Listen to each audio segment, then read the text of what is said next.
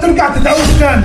زمان كان يقول لك امشي عدل يحتار عدوك فيك، دلوقتي تمشي عوج يتقطع تحتيك. بقت صعبه قوي يا صاحبي، على قدك بنتحارب من الكبير ومن الصغير ومن طوب الارض.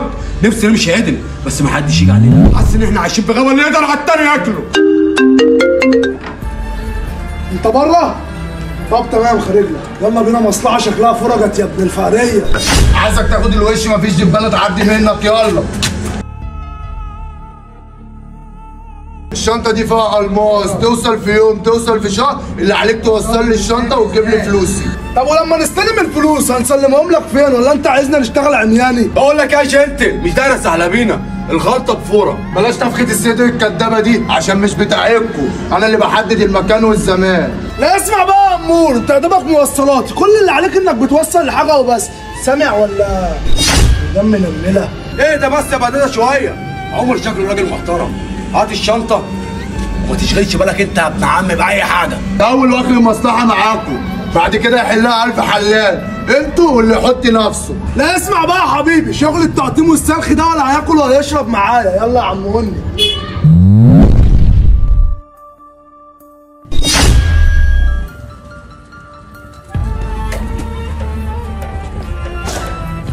بقول لك يا هني، عايزك تحسي نضاره، لو حسيت بأي قلق عايزك في ثانيه الا ثانيه تخلص الكلام. بيني وبينك انا هرمي سيف طعم ولا صابت لا خالد. الله اكبر عليك يا كبير، شادد عودك تقولش شاب في الثلاثينات، طول عمري حلم اشتغل معاه.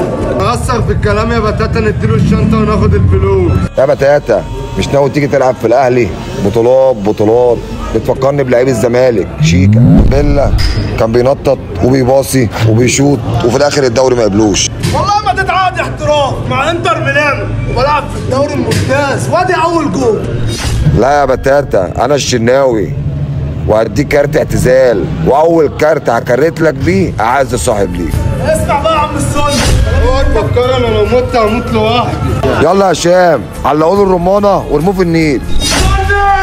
مش هسيبك يا سوني، لو عندك ناس وجا شمروا بيقول لكم شمروا امكم وروحوا عند امكم.